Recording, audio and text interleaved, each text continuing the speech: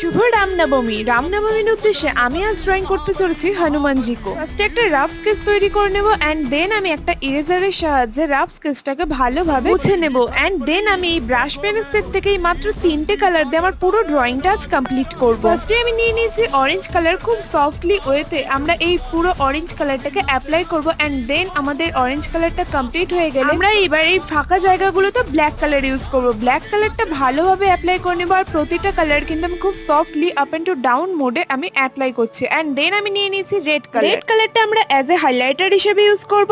তাই যে সমস্ত জায়গাগুলো বর্ডার করার আছে সেই সমস্ত জায়গাতে শুধুমাত্র রেড কালারটা ইউজ করব এন্ড দেন এবার চলো ফাইনাল লুকটা দেখানো যাক। এইটা হচ্ছে আমাদের বজরংবলির final look. By the way, নামের নিচে দেওয়া লিংকে ক্লিক করে তোমরা পুরো ভিডিওটার ডিটেইলসে দেখতে পারো। বজরংবলিকে দেখে আমি একটু ইমোশনাল হয়ে পড়ছিলাম। আমার তো খুবই ভালো লাগলো। তোমাদের কেমন লাগলো কমেন্টে জানিও। Please do like, share and subscribe. শুভ রামনবমী, সবাই খুব ভালো থেকো। Please subscribe. See you next on. By.